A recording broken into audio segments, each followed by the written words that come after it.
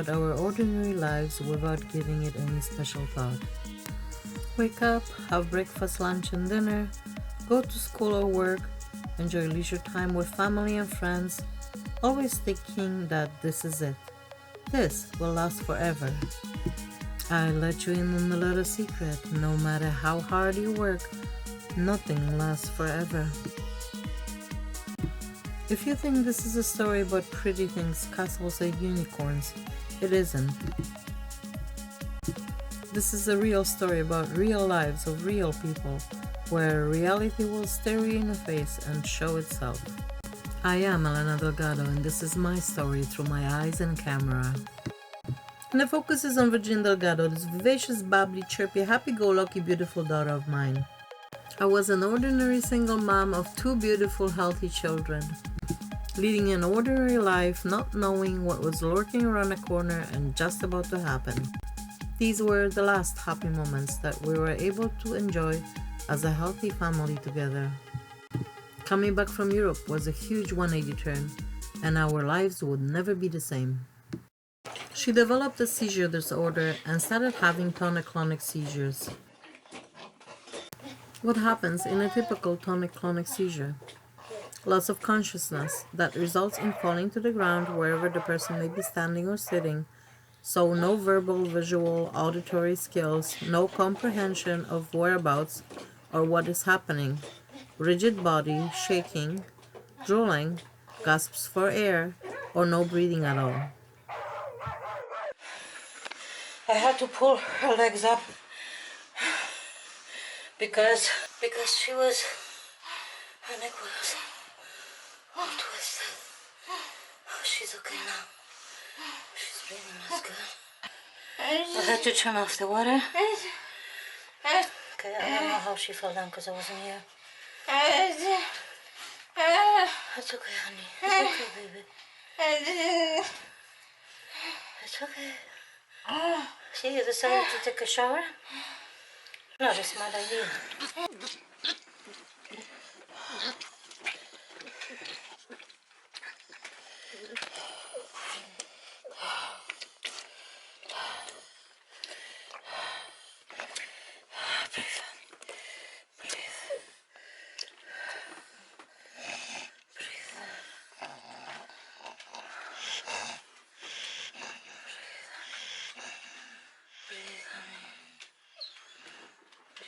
Breathe, huh? Breathe. Breathe, mama. Okay, so Virginia had a seizure outside. She went out. She missed her medication. And she had a really bad one outside. She went out with the dog. Now that looks serious because I fell on rocks. This is swollen. Her face looks like it's swollen on the right side. If you want, we'll call an ambulance and you can go to the hospital. Well, you bit your tongue? I don't see anything. On the side, okay. It hurts there? Yeah. And? Your leg hurt? No, she's just licking me. Tell me what happened, how you felt before, okay, and what you remember. Before the seizure? Before the seizure, that we have a fight. That my rage was really bad. Well, I'm not talking about that, honey. I want you to tell me right before the seizure what happened. You were walking with Debbie. I was walking with Debbie. Yes. Went to sit down on the rocks, and that was a mistake because I knew I wasn't feeling well. But that's why I sat down, so I don't have too much of a fall. And I called Michelle. Why didn't you lie down on the grass? That's the area with all the dogs poop. Okay. And so I was on the phone with Michelle, and were you upset when you were talking to her? I was telling her about what happened, the fight with us. And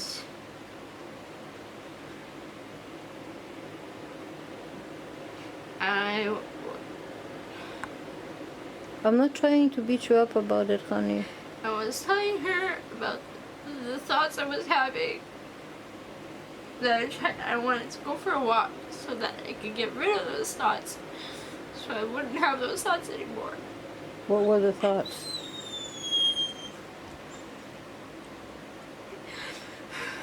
Please tell me. Please. They were really bad thoughts. About me or about you? About me. That maybe if I'm not around, then you don't have to stress out about me all the time. That you wouldn't have to worry all the time. You have a better life without me. That You were having those thoughts before you left or after you left? both. That's the reason I left. I thought that maybe if I walked a bit, I'd stop feeling like that. Despite all the physical and emotional pain we go through every day, life must go on. And so we do the best we can. March 26th is International Epilepsy Awareness Day. I would like for Virginia to tell you what a purple day is and what it means to her. A purple day is a purple day.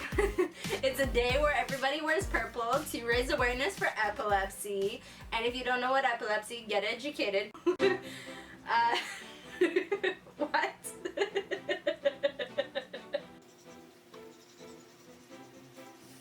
Really? What? If they don't know about epilepsy, they're living under a rock, clearly. Banana! I would like for you to tell people what it means to you to have seizures and epilepsy. It's painful. It's physically, emotionally, and mentally painful. It's mentally exhausting. I have to repeat myself constantly. For example, meeting new people, I have to constantly say how to deal with my seizures, like lay me on my side, support my head, don't put a spoon in my mouth because I'm not gonna swallow my tongue, and no, I'm not possessed. I have to avoid certain things, like things that seem so simple to some people, like going out with friends. Am I gonna take my medication with me, or going to make sure that I eat enough food so I don't, go into shock. Make sure that I'm hydrated, because being dehydrated is also a cause of seizures. I have to make sure that I don't exhaust myself, that I'm not walking too much or dancing too much if I'm going dancing with friends, or that I'm not stressing myself out too much if it's a game night. It's difficult in terms of dating as well, because a lot of people get turned off when they hear that I've got epilepsy, and they think, oh, I'm gonna have to take care of this person for the rest of their life. When I was younger, I honestly thought that, oh, these people are not disabled. I completely understand that even though I don't look disabled, it does hinder a lot of things that I wish I could do, and I can't even have a regular job because of it. Thank you. You have covered a lot. If you like that, please come back for more. Like, subscribe, and be sure to tell your friends. I swear it's not a joke.